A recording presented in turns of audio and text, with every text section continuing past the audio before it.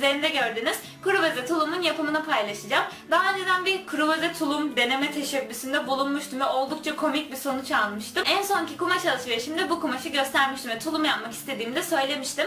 Tam olarak istediğim gibi her yerde giyebileceğiniz çok rahat bir tulum elde ettim.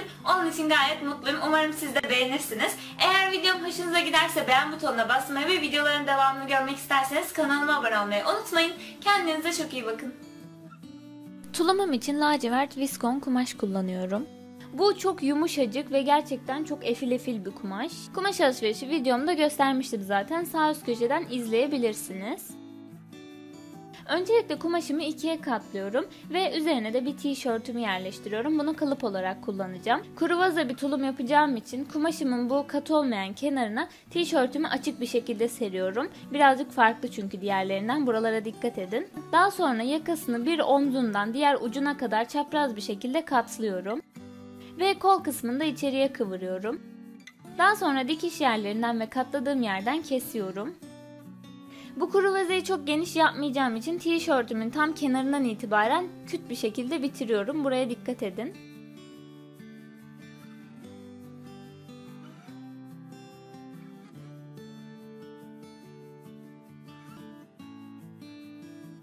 Böylece iki ön parçamı elde etmiş oldum.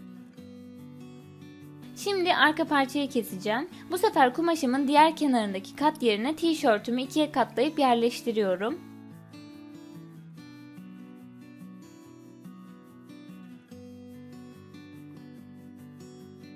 Kol kısmını yine içeriye kıvırıp kenarlarından kesiyorum.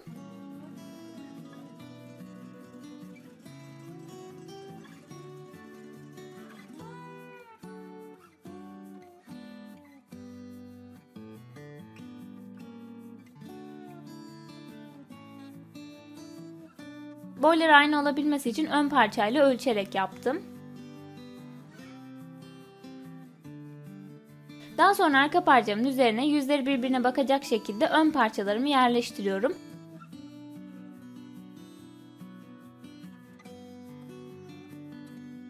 Ve omuzlarından dikiyorum. Diktikten sonra bu şekilde görünüyor. Şimdi bu kısma kolumu keseceğim. Kumaşımı bu kez 4'e katlıyorum ve kat yerine tişörtümün bu katlanma yerinden yerleştiriyorum. Daha sonra dikiş yerlerinden kesiyorum bu oyuntuyu. Tişörtümü kaldırıyorum ve kolumu birazcık uzun istediğim için, yani neredeyse dirseğime gelecek kadar istediğim için omzumdan itibaren mezro ile ölçtüm ve ölçtüğüm ölçüye göre bu şekilde mezromu döndüre döndüre işaretler bırakıyorum ve istediğim genişliğe ulaşınca da diğer tarafla birleştiriyorum. Ve bu şekilde bir kol çiziyorum.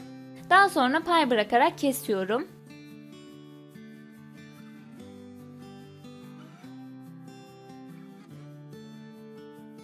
Kolumu açıyorum ve bir kenarını birazcık tıraşlıyorum. Tıraşladığım kenarı iğneyle işaretliyorum. Burası ön tarafa denk gelecek. Ve kolumu her zamanki yaptığım gibi tepeden başlayıp kenarlara doğru kol oyuntuma yerleştiriyorum.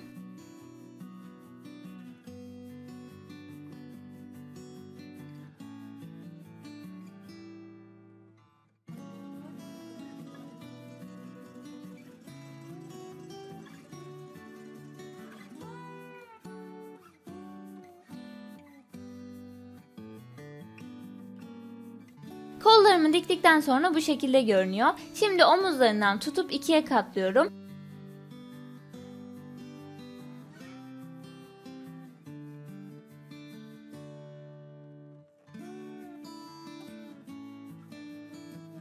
Ve bu yan kısımları dikiyorum.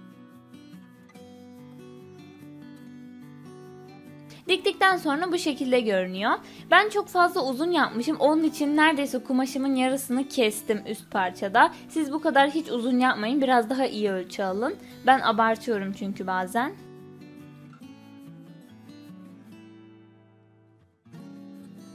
Şimdi ön tarafı ve yakasını kapatacağız. Bunun için ben biye kullanacağım. Biyeyi kumaşın verevinden, yani çapraz bir şekilde kesiyoruz ki esneyebilsin. Yoksa yakanın yuvarlaklığını veremezsiniz. Çok fazla kumaş harcamak istemediğim için de parça parça yaptım. Zaten içeriye saklayacağım biyemi.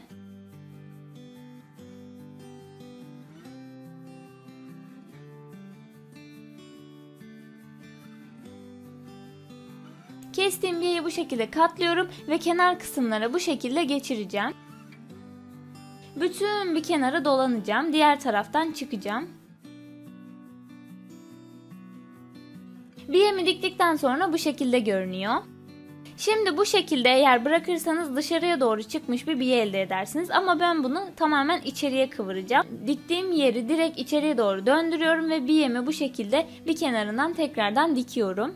Diktikten sonra bu şekilde görünüyor. Artık tamamen içeriye saklanmış bir biyemiz var. Ve yakamız da tertemiz gördüğünüz gibi.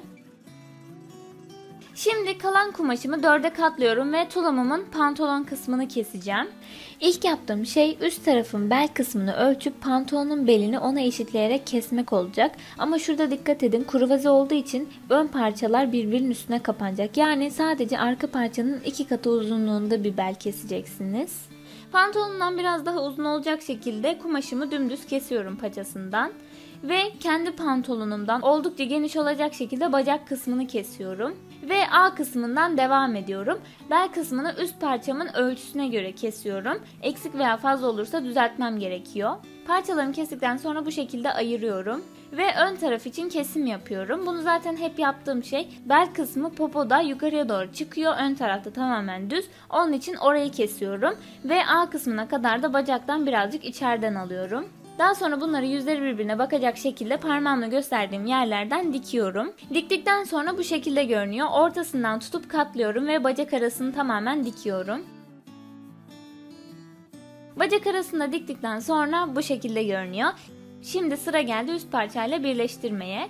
Öncelikle üstümün arka ortasını buluyorum ve pantolonumun arka ortasına denkleştirip iğneliyorum.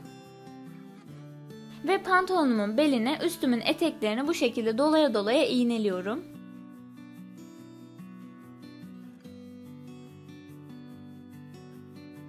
Burayı bilerek çok fazla kesmedim çünkü bu kısım önemli birazcık. Burada ön parçalar birbirlerinin üzerine oturması gerekiyor. Yani öncelikle bir tarafı iğneleyip daha sonra diğer kenarı da onun üzerine kapatmamız gerekiyor.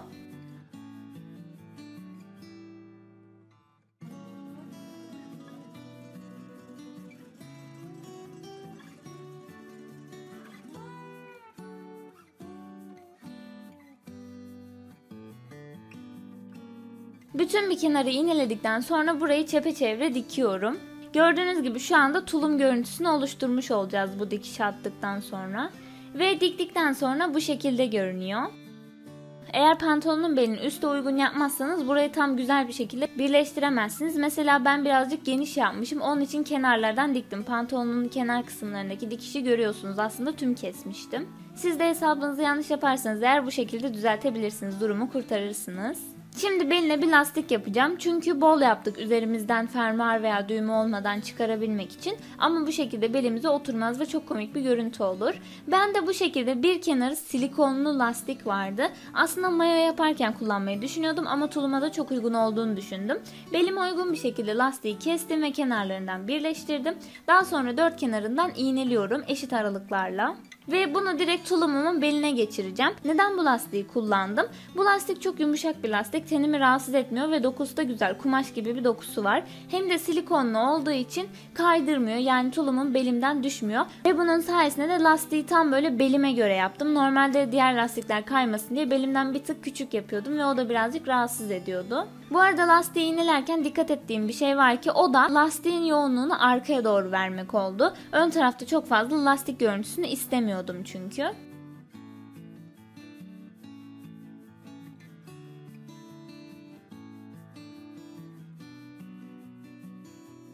Ve bu şekilde iki iğne arasını gererek dikeceğim.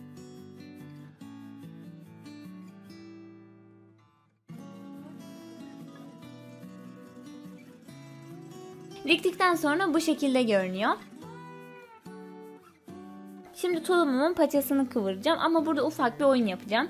Gördüğünüz gibi öncelikle incecik içeriye doğru kıvırdım. Bu boy direkt paçalarımın yere değdiği boy. Yani normal uzun bir tulum yaptığım boy. Öncelikle o şekilde kıvırdım. Daha sonra burayı diktikten sonra tekrardan 2 kez kalın bir şekilde katlıyorum ve o şekilde dikiyorum. Böylece sonbahar aylarında falan tulumumun paçalarını açacağım ve uzun bir şekilde kullanmaya devam edebileceğim. Üzerine de bir ceket aldım mı tamam olacak. Şu anda böyle kısa paçalı bir şey istiyordum ama daha sonradan da kullanabilmek adına bu şekilde yaptım. Siz de böyle ufak oyunlar yapabilirsiniz. Zaten bu tarz bol pantolonların altını kalın katlayınca güzel oluyor. Bu şekilde de güzel görünüyor. Hiç kaba durmuyor. Kollarımın uç kısımlarında minicik içeriye doğru 2 kez kıvırıp diktim ve bu şekilde görünüyor. Şimdi bir parçada bu şekilde kemer kestim. Aslında dümdüz bir şerit kesmiştim. Daha sonra overlockla kenarlarını yuvarlatarak bitirdim. Ve ufak bir kısımda açık bıraktım. O açık bıraktığım kısımdan tersine çeviriyorum ve güzelce ütülüyorum. Daha sonra kenarlarından dikebilirsiniz ama ben içeriden şöyle açık bıraktığım kısmı diktim çünkü dikiş görüntüsünü istemiyordum. Kemeri belime sadece arka ortadan tutturdum ve ön tarafa doğru getirip bağlıyorum. Bu şekilde de o lastik görüntüsünü kapatmış oldum ve gerçekten efil efil hem düğme kullanmadan, fermuar kullanmadan rahatlıkla giyebileceğiniz kruvaze bir tulum elde ettik. Umarım beğenmişsinizdir. Ben gerçekten çok zevkle kullanıyorum. Eğer videom hoşunuza gittiyse beğen butonuna basmayı ve videoların devamını görmek isterseniz eğer kanalıma abone olmayı unutmayın. Kendinize çok iyi bakın.